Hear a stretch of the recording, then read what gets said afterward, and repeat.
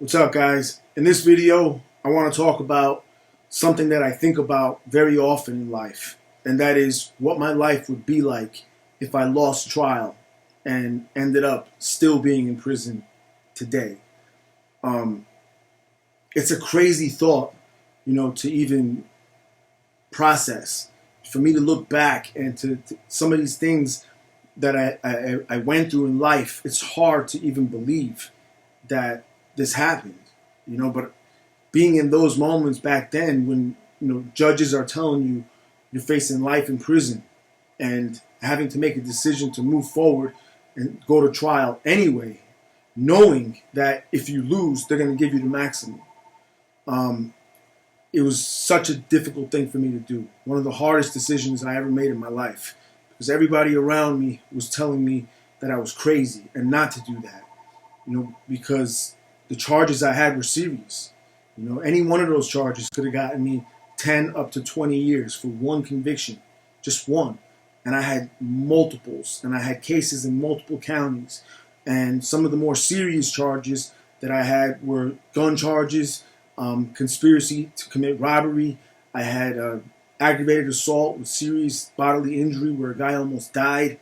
I had conspiracy to commit hijacking, conspiracy to commit kidnapping, conspiracy to impersonate law enforcement, multiple things that I had. There are more than these things still. These are the major ones. And if I lost trial back then, or if I listened to the people around me and didn't go with what I believed God was telling me,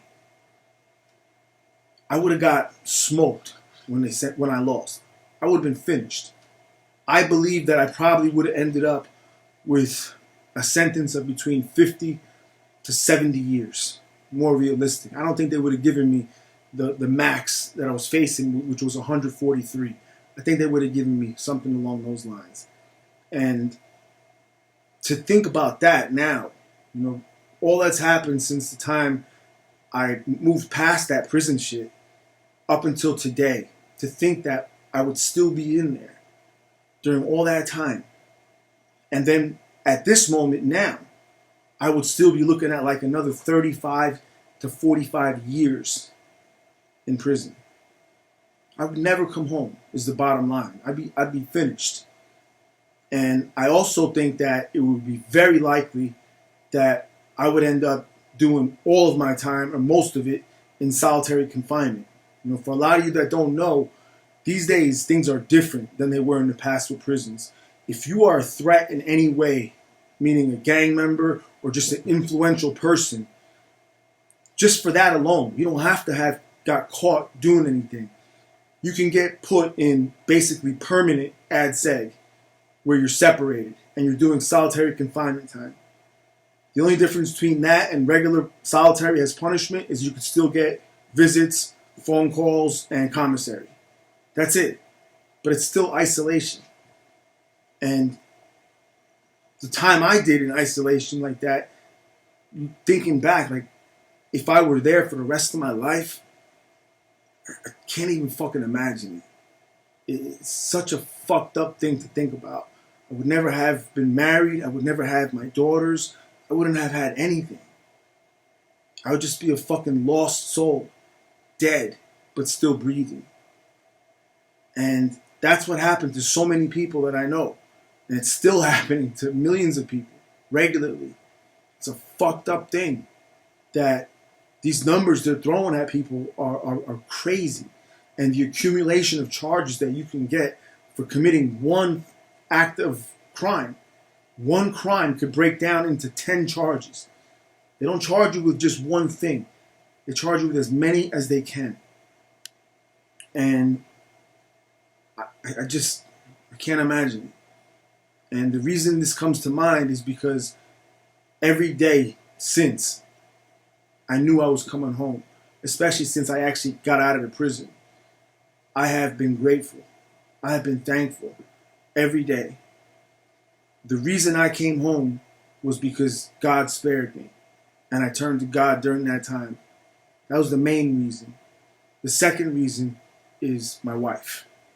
If it wasn't for her, just being in these places, fighting this case for as long as it went on, I would have ended up catching so much more time and not coming home anyway. So my wife played a huge role in this whole thing, and I'm so grateful to her also. It's very important for me to express gratitude every day. That's my weapon that I use when I start feeling fucked up about things, or I start getting depressed. I just think back on all the things that I have to be thankful for. And this thought now, the one I'm sharing with you about me still being in prison, is one that always comes to mind.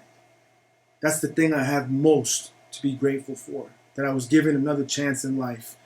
And nobody wanted that to happen as far as the government was concerned. They wanted me to be gone forever. Done. And that's not a life to live. It's so fucked up. I'm thinking just right now, all the people that I know that are in places like that and that are going to be there forever. Something has to change with what we're doing as far as prisons. Something is not right in what's happening. Too many people are being put in these places.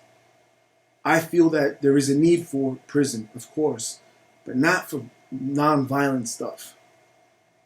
Some non-violent stuff, if it involves hurting people financially significantly, but for me, a crime is something that has a victim, where you could point to this person and say, that's the victim.